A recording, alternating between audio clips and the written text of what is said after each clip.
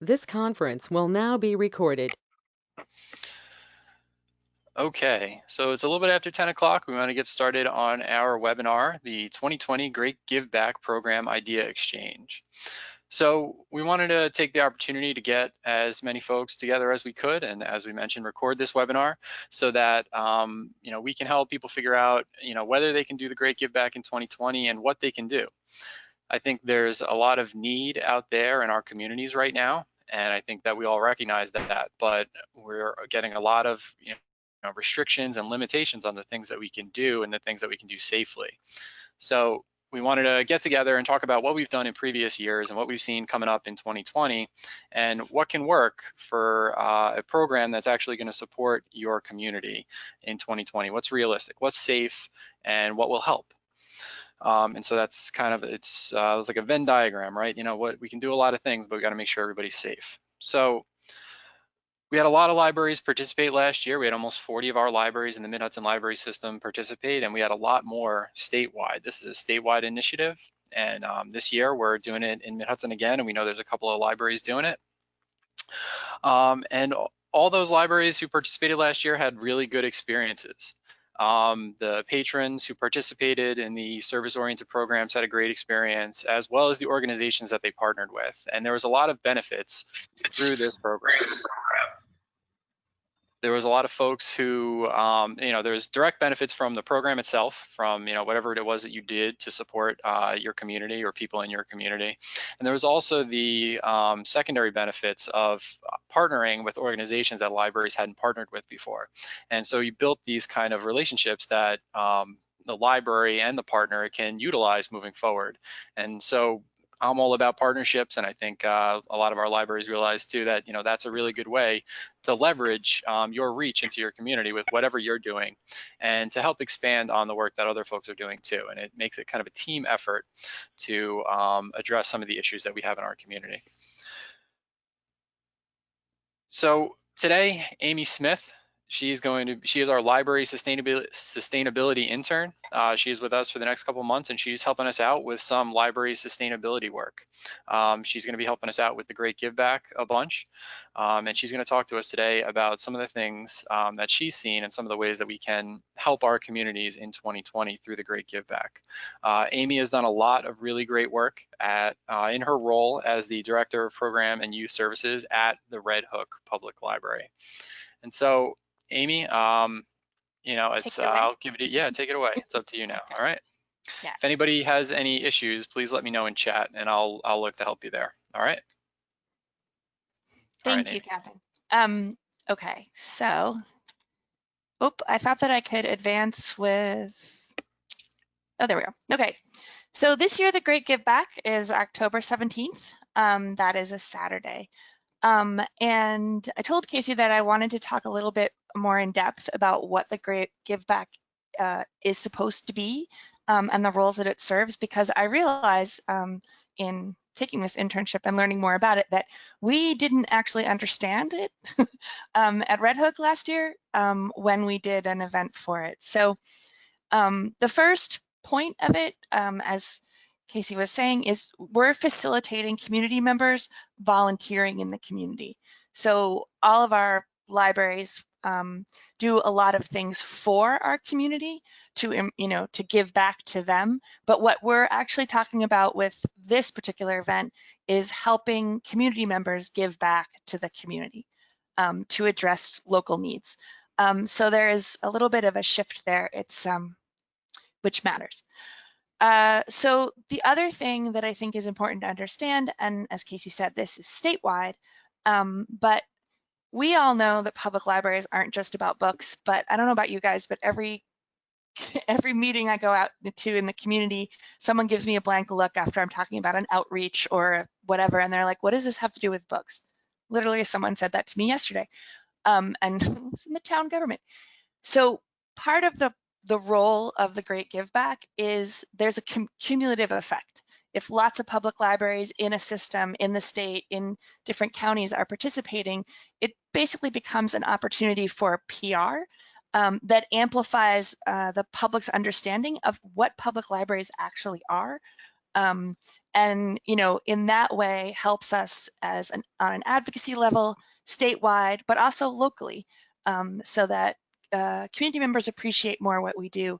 And as we're going forward into 2021, or some of you may have votes coming up for budget stuff in the fall, I think that the more we can get our communities to understand that we're not just a repository with an occasional fun event, the better off we are, because money's tight for everybody.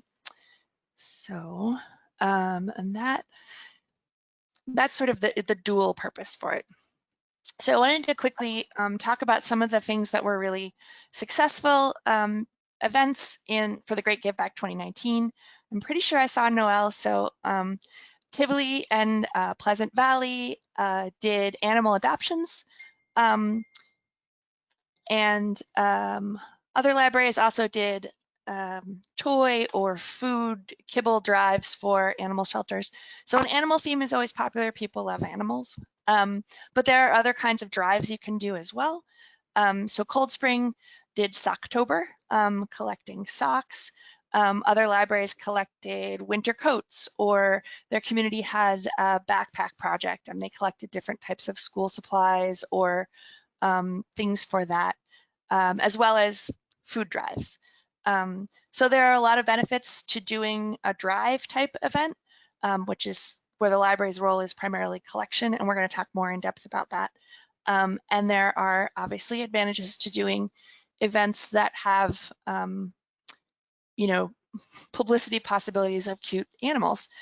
So those are two styles of things that seem to have gone well. At any rate, I believe at least one cat got a new home in Tivoli and a dog in Pleasant Valley.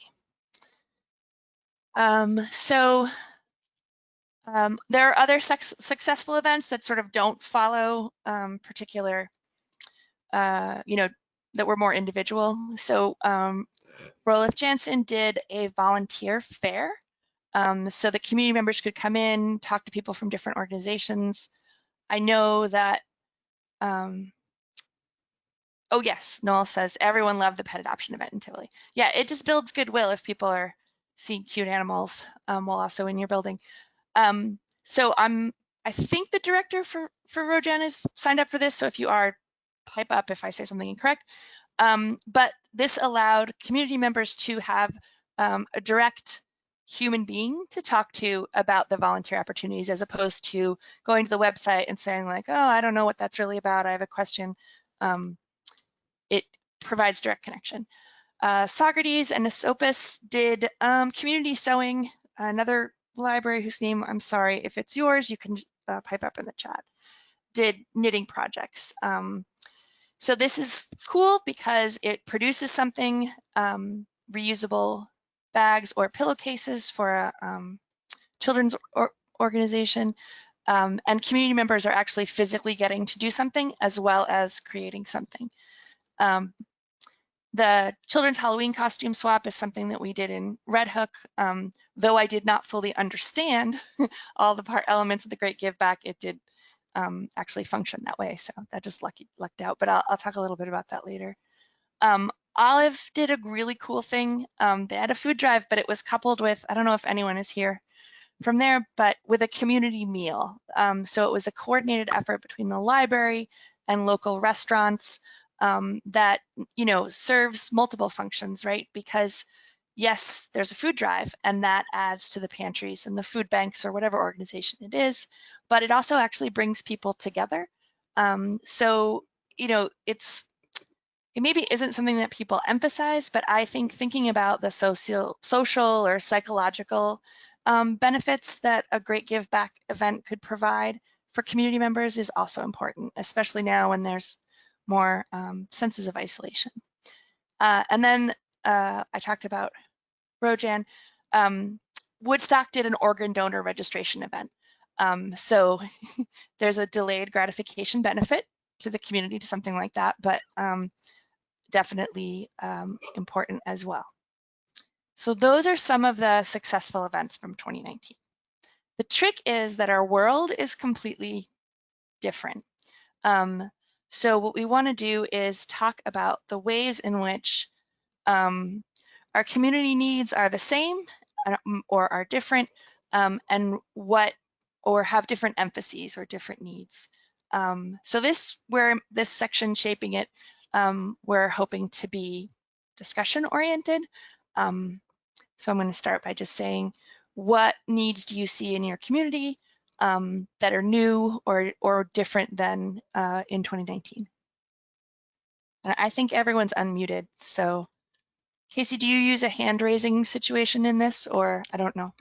People can unmute themselves if you want to speak. Okay. I think we have a small enough group we can manage that. You can put something in the chat if you like as well.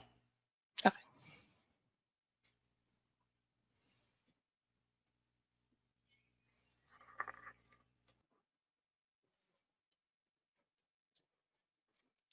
So if your library did something last year, oh, Catherine, were you going to speak? Sorry, go ahead. It's okay. Our library always does like a find free week. Does that count too, or does it have to be on that specific day?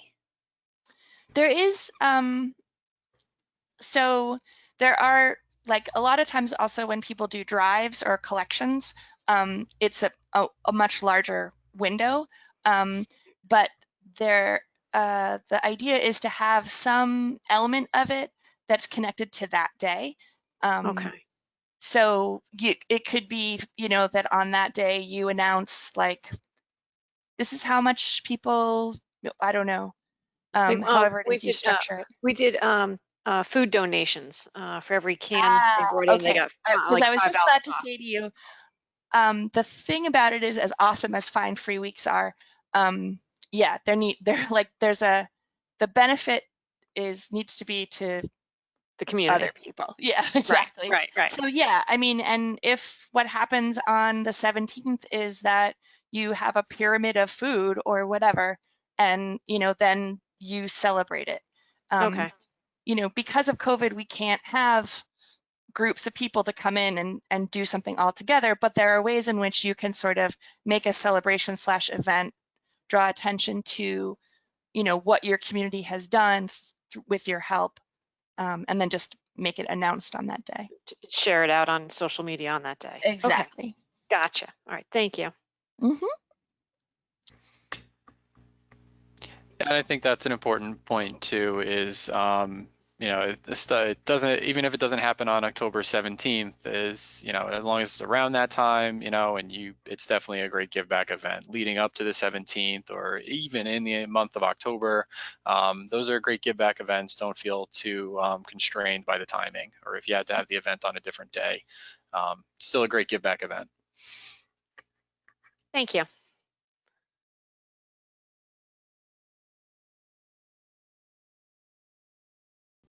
So I see Joan put in the chat that they see that they have seen food insecurity in their community this year. Noelle, I saw yours go off. Did you want, oh, there. Oh, I can't, it doesn't stay on. Okay, so Noelle is saying that, so Red Hook responds, Tivoli, for people who don't know, Tivoli and Red Hook are both villages in the town of Red Hook. So there are isolated residents in the area, there's homebound folks. But yeah, food donations to any kind of mutual aid organization in your community that arose because of COVID-19 or, chain had a shift. So yeah, cards, letters, flowers. If there's a nursing home in your community, they still aren't allowed to have guests in the same way. So there are some ways in which this pandemic has created different needs, right? Those people may have been isolated and appreciated notes, et cetera, before, but there's added meaning when they don't have other things.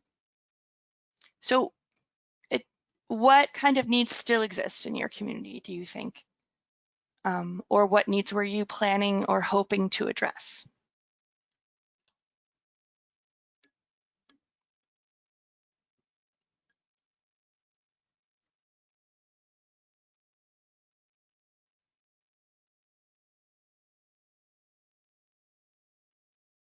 I'd like to figure out how can we get community members together in a safe way, because I think that's the biggest need right now. So with some sort of community event, that's my hesitation to do it as a group thing. So do you guys have any ideas on how we can do something to Yeah. break down the isolation for people? Yeah.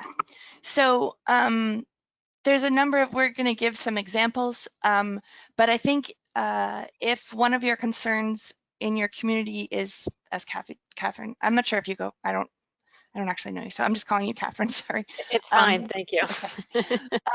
Is the social isolation, or I think that there is this sort of craving to connect. So then think in terms of, and it's hard, right? October 17th, there could be snow on the ground, we don't know, but think in terms of outdoors, think in terms of ways that multiple smaller groups, families, or what have you, or pods, depending on how your community is organizing itself, can contribute to something, you know, not all at once, but pod by pod, and then there's a communal result. And that could well be making things for nursing homes, et cetera, where people will get the sense of community, even if they can't all be in the same place. But yeah, there's definitely a challenge because we can't put bodies in a room. All right, so this is the next sort of thing we were thinking about, like, okay, if we've identified, and Sandy, I'm sorry, I saw in the chat, Sandy said food insecurity and also something about the same sort of thing, giving people a way to work together or be together. And so that's where we get to the how. And I think that one of the things I definitely want us to reflect on is what types of commitment are you asking of your community members? I mean, you know best.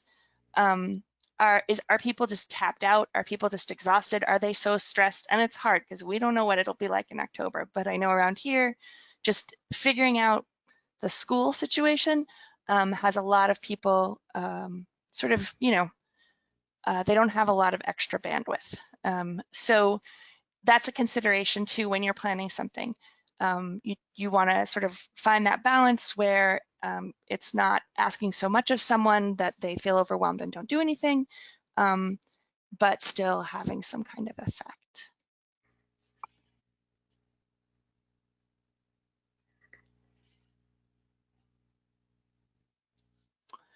All right. And so then the last portion of it, so basically the way, this is just revealing the way that I plan programs and events, basically. Like I think about what the goal is.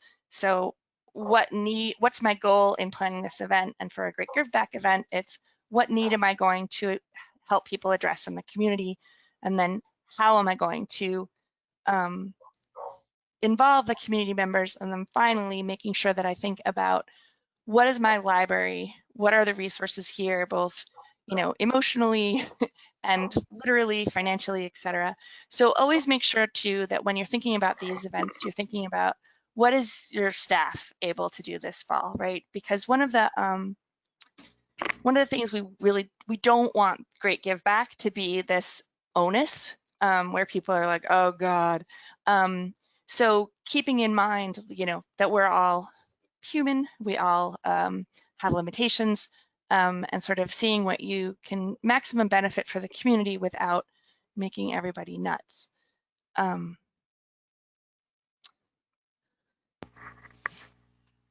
Okay. Casey, should we just talk about the different models and then go into examples? It seems like maybe that would be helpful. Well, I'm curious, Right? how does, you know, maybe we could hear from some folks in the chat, you know, whether you're a staff or a library director, do you feel like you have capacity for more events and programming this year? Certainly we know, as we talked about before, there is need out there in our community. And, you know, there's people who want to maybe get out and connect, but, you know, do you have, you know, the consideration we have to make as we move into this is, you know, do we have the resources? Do we have the staff time, and do we have the people to help us, or to help, you know, those folks in the community make those connections? Do we have the resources to put it all together? That's, you know, the other piece. And I think often we find that, you know, our our library staff and our directors, they're ready to do 120%, not even 110, but they're ready to do it all. But do you have enough folks? So there's a will, okay, and then do you have are there enough hours in the day between doing curbside pickup if we're doing curbside pickup and the extra quarantine in the books or whatever we're doing right now, and maybe doing in October. Just thinking about that too as we plan our events.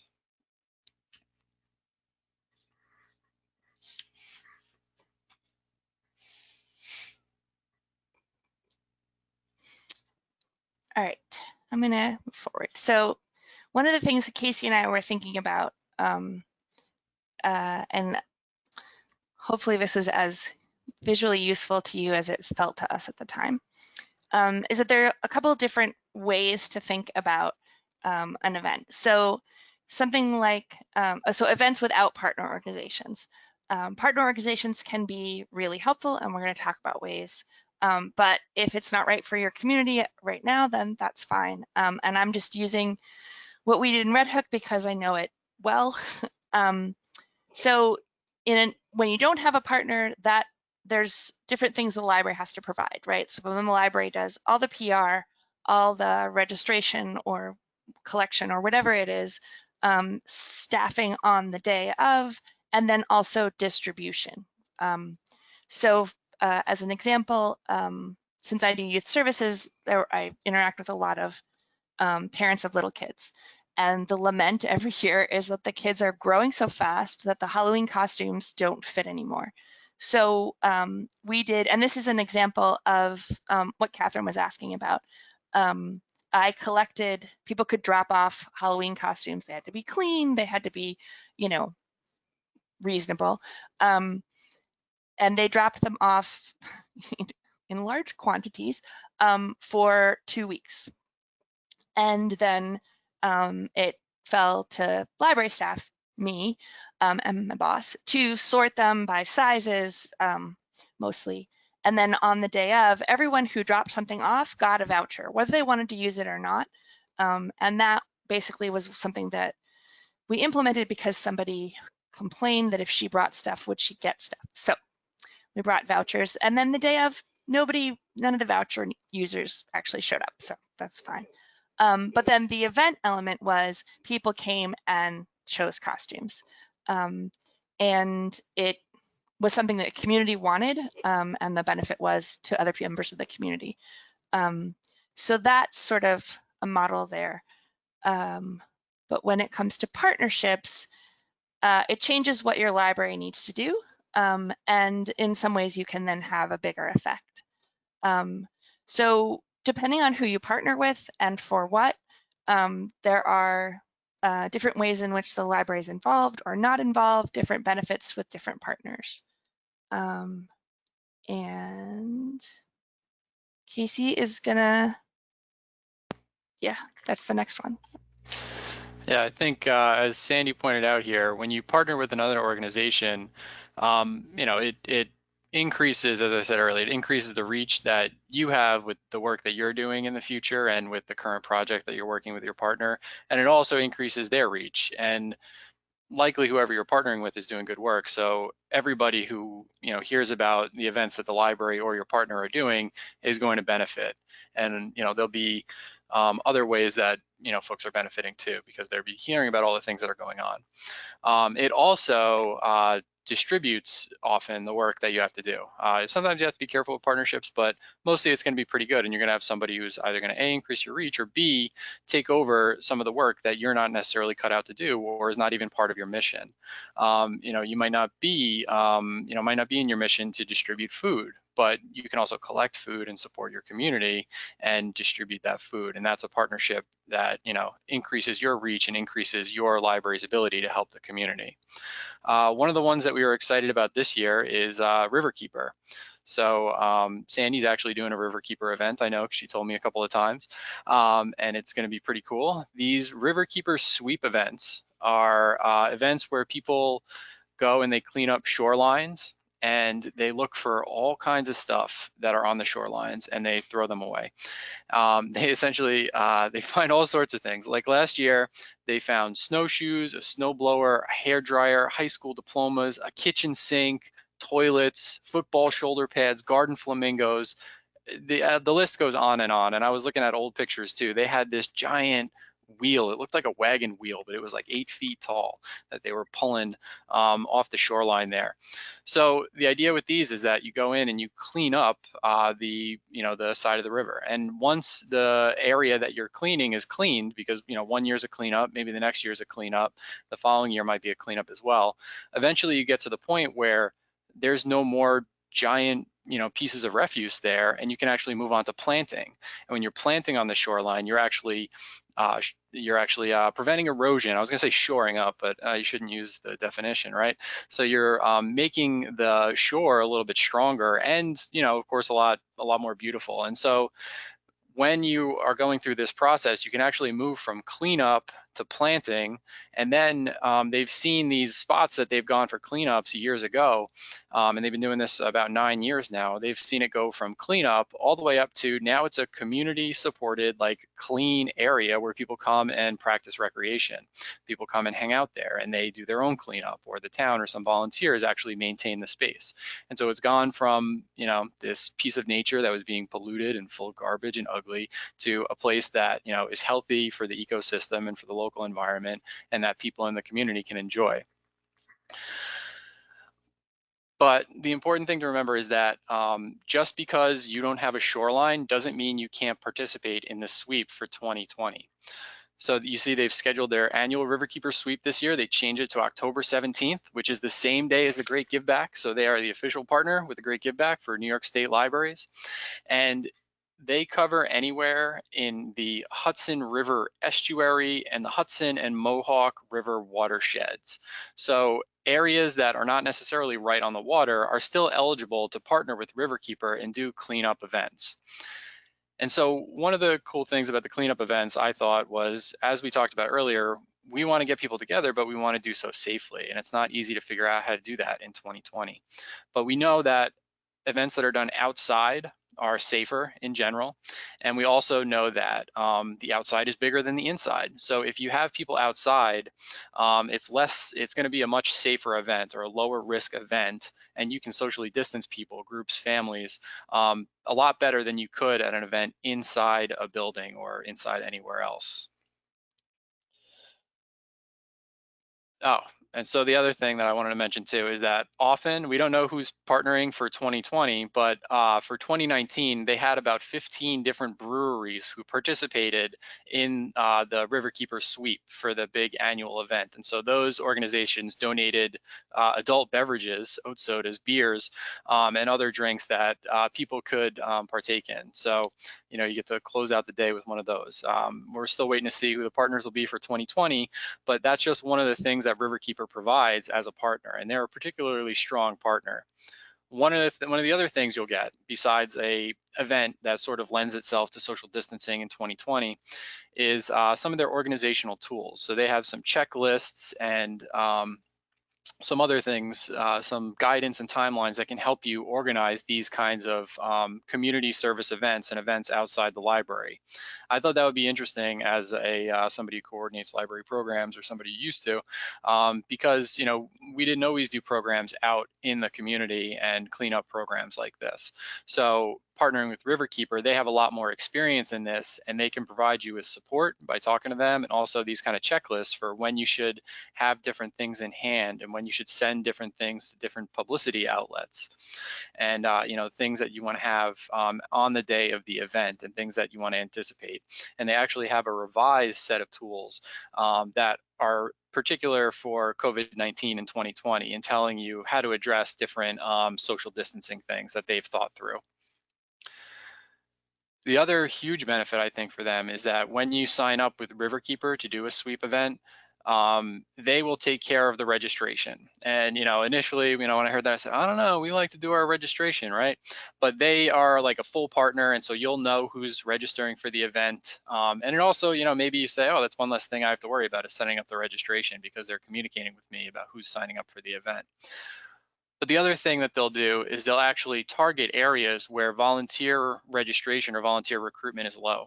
So they'll actually take, the resources that they have, whether it's person power, whether it's financial resources, and try to build up those events. So if this is your first time out doing something like this, they can be a really great partner to help make sure that you have a healthy event with a healthy response from folks.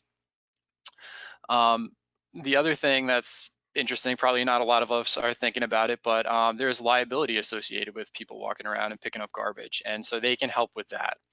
And the other thing too is another thing that's kind of weird to think about is you can't necessarily just go and walk around and start picking up garbage wherever you want. That land is usually owned by somebody, whether it's a big company or whether it's a private person or whether it's a town. And so they can help also with their experience and with their connections to make sure that you have a legitimate cleanup event at whatever site that you choose in cooperation with Riverkeeper. So I thought, this was just, a great opportunity, because, this is a great event to be able to clean up our area. And I think, a lot of people, could be interested in this, and, B, it's a great organization, and C, they're really there to help you out with the event if you choose to go this way. And it's just a great event that we can do for 2020. It's actually might be safe. The contact person, you can contact me if you have any questions, like, if you want to see a map of the watersheds for the estuary and for the Hudson River and the Mohawk River. It covers a lot of our area. I can safely say that you're probably in it if you're on this call and you're a Mid-Hudson Library. There are a couple who aren't, but I would still encourage you to contact Jen, and maybe you can partner with somebody who's, over the line, and you could, another library or an organization, and you could do a cleanup over there. But I thought that this was a great way to partner. Jen Benson is the Riverkeeper Outreach Coordinator, and her email is up here. You can contact her directly as well, and she'll help you set up an event and go through some of the logistics that we were talking about. Cool. So Riverkeeper is an example of a partnership where it's like a package, right? The program is a package, but the other benefit is that you're connecting people very solidly with an opportunity for future volunteering. If they like it, this is real facilitation, right? Like the library doesn't have to be involved. If they decide, in the spring they want to do one, they already know how it works. And so there is a chance that it perpetuates some volunteering too. There are other kinds of partnerships. Collection events, in particular food drives. There was a small committee of directors that met, and we talked a lot about food scarcity and local organizations needing more in their pantries or more in their supply closets, etc. So this is an example of a partnership that has more of a 50-50. So your library is going to be doing all the PR, as opposed to Riverkeeper they have a whole PR machine to help as well. Then the organization will specify what they need. And this is a really crucial point. Like if you're thinking about doing any type of collection event, make sure, I think this will work, make sure that what you do is double check what they need currently, right? Because they have different needs. So Hudson River Housing, they work with housing instability and shelters and temporary housing. So here they have a list of things that they're really looking for. So if you choose a group, a local group, call them, talk to them. Don't just say, hey, here's stuff we brought, and then give your patrons an idea of what's needed, because it's actually more helpful to an organization than if everyone just brings cans and all of a sudden they've got, 50 cans of chili. So make sure that it's targeted if that's what you decide to do. So then, oops, how do I go backwards? There, oh, no, sorry, I don't usually use GoToMeeting with slides. Okay. So make sure it's targeted, keep your community members informed about what it is that we're looking for. And then the library receives the donations, right? So it's the collection site.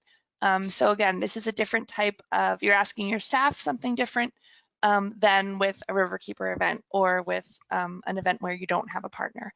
And then the organization takes care of the distribution back. So it's each, in the partnership, there's basically 2 roles for each one. The time period over which you collect things is entirely up to you. But again, it would be great for the Great Give Back if on the 17th there's some kind of announcement of what you accomplished. There is also, with a collection drive, if anyone is concerned about, well, is this really facilitating my community members? Is this giving them a meaningful community experience? They're going to the Hannaford and buying some diapers. There is something really wonderful about the cumulative effect.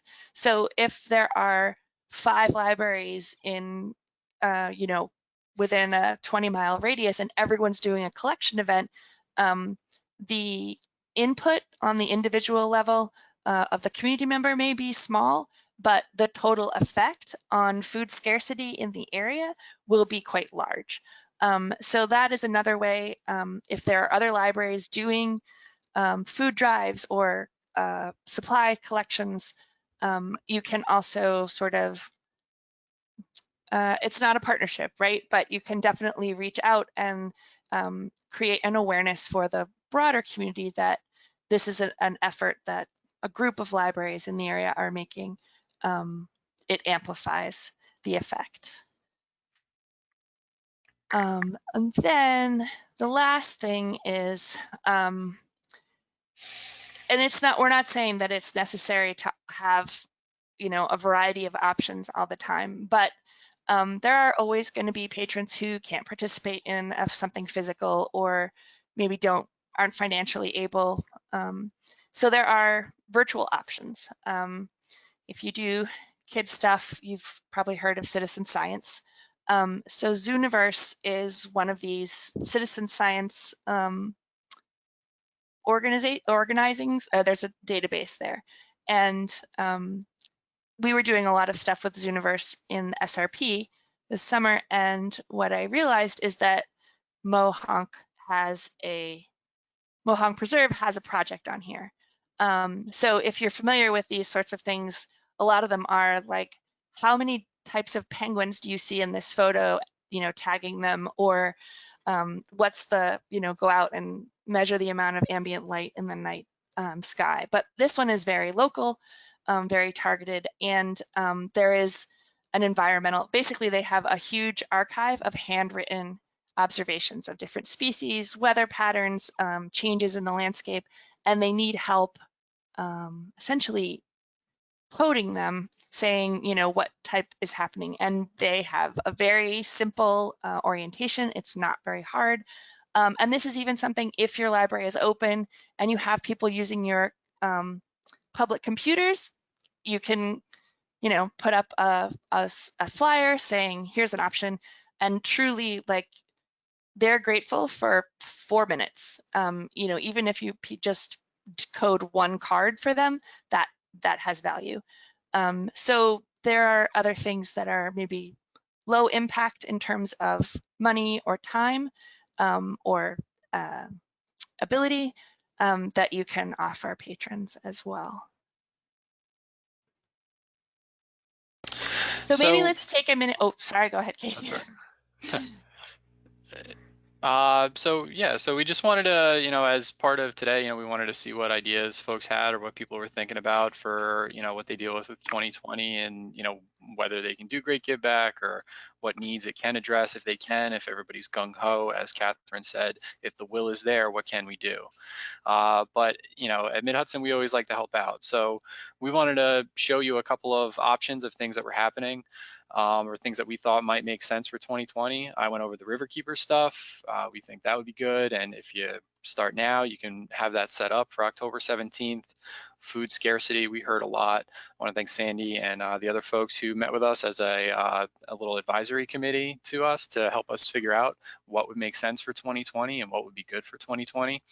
Food scarcity came up as a big one. We all know that this is what's going on in our community. There's food scarcity that we didn't see before, and there's if it was there and we did see it, it's been exacerbated, and so now it's definitely front and center. So Hudson River Housing is one local option that some folks might use. That might be their local option, but definitely reach out, look around if you don't know already, and see who in your community is working to address those needs and how you can partner with them and help them, and how you can connect patrons with them. If you don't, sorry. Oh, I was no, just go going on. to jump in for the food, like if you need help finding a partner for food insecurity kind of things. The county level community action groups, they can direct you to the food banks that are nearest you. If you want to find out, oh, there's a church on the other side of town, and keep it very focused locally, community action will help you find that. Cool, thank you. Sure. The other thing just to mention too is, Riverkeeper isn't necessarily the only socially distanced thing and safe thing that you could do. There might be a way, if you're talking to your local, food pantry or, other, resource provider. If you're talking to those folks, maybe you all can figure out a way that people can help for one day. Maybe there's stuff they need sorted or delivered. There might be ways that people can help beyond simply donating the food, which isn't that simple either. That's a really important thing. And, that's every can of food that gets donated is a big deal to whoever is receiving it. So, not to make light of that by any means. No, sorry, no, I did not mean to make light of that. It's just, the other thing is if you are into the outdoors idea, in the fall, a lot of times rec parks, they've got they've been used a lot this summer. So you can always talk to your town parks and rec department and say, hey, what if we organize some type of community cleanup in this park? So there are ways to do outdoor events that aren't, only water related too. Especially, I think, if you imagine that most of the people who come to your events or participate are families with young kids, and proximity to water is a worry. You can always think of other areas that need trash pickup or cleanup or like that. But these are just some examples. And so if any of you have, even if we're not asking for fully formed, right? But if you had this thought like, oh, I wish there were a way to X, it's not that Casey and I will have an answer, but there are many people on this call. So, cross-pollination and mutual inspiration and support are really helpful too. So if anyone was thinking about other sorts of things or certain organizations, we'd love to hear about it.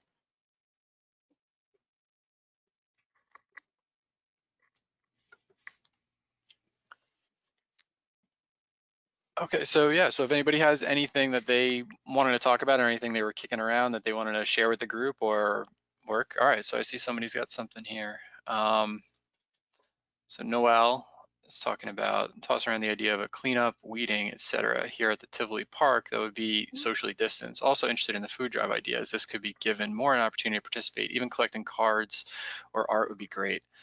Yeah, I think all those things sound great. And I think that cleanup can be done. I think, if you want to partner with Riverkeeper, you can. You could probably work with them. You're probably in their area and they could probably provide support, but there's also probably opportunities beyond them, or, with other organizations to do some cleanup. So definitely a good idea to be thinking of that.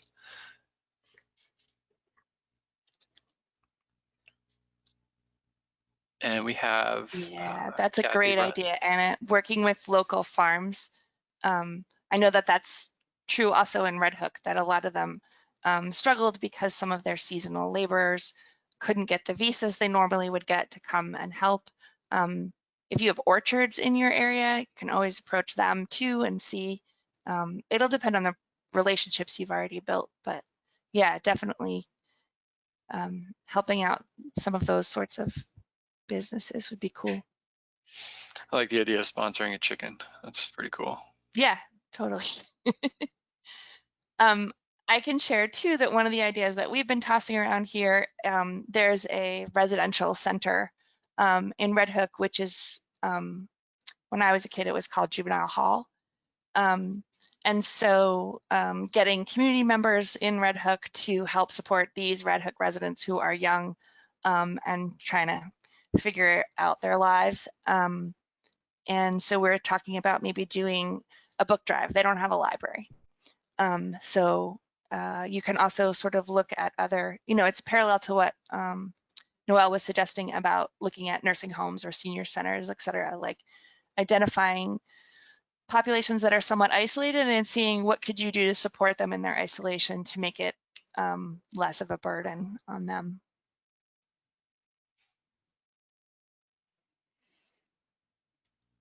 Okay, so regardless of what you do, we'll be putting together toolkits to try and make it a little easier on you all. So parts of the toolkits are,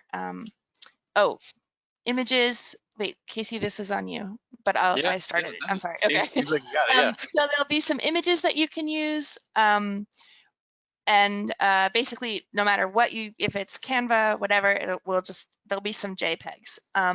And we're putting one together for a food drive and a couple of other sort of more general things. You'll be able to just slap your library's logo on it and fill in the specifics, or your library's logo and the logo, if they have one, of whatever organization you're partnering with. Captions will also be optional there to use. So those will include all the hashtags that will link your Great Give Back event to the statewide events, which is an important element of the impact on the public and their perception of public libraries. We're also writing up little newsletter articles you can use. So if your library does a quarterly newsletter or an monthly newsletter, and you want to put something in for October 1st, we'll have a blurb that you can use and then, specify to your particular event. There's going to be there's variations on the Great Give Back logo available. And yeah, we'll put together a document that reviews a lot of, different ideas. And always, if you're kicking something around and need a sounding board or, have questions, there's always Casey and I to ask.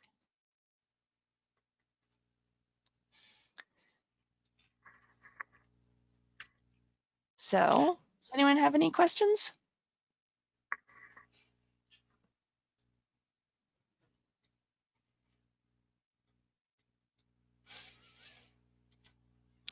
So I like seeing people say they love it so much. Oh, thank you, great. I think that's about some of the toolkit stuff. We're very happy to provide that along with the ideas. If anybody has any other thoughts or things, as we mentioned, that they were working on, we'd love to hear that now. Seems like folks are pretty good.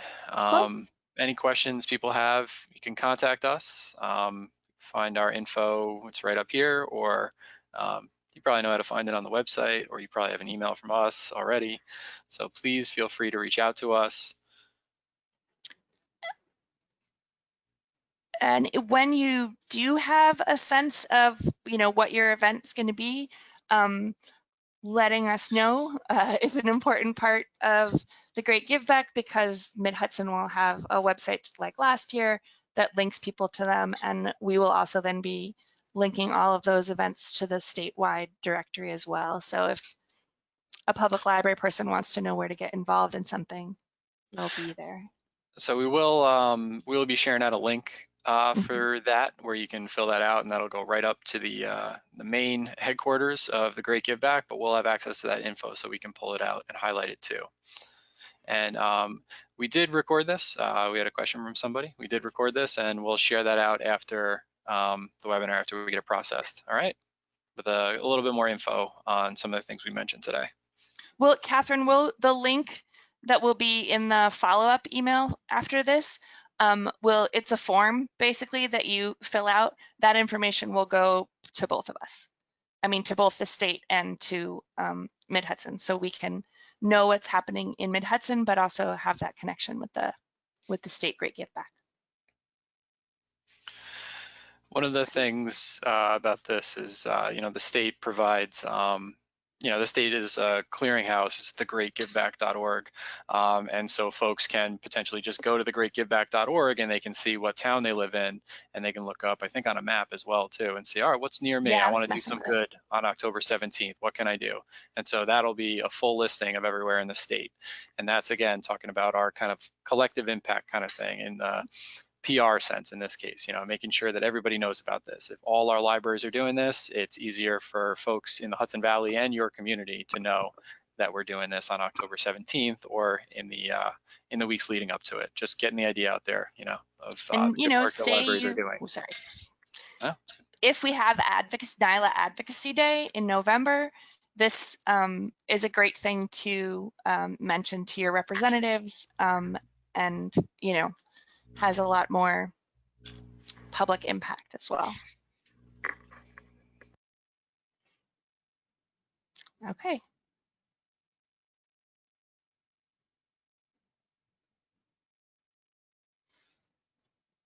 So thank you everyone for coming. Like we've said, if anything comes up or you have any thoughts that you want to share, feel free to do so. Thank you.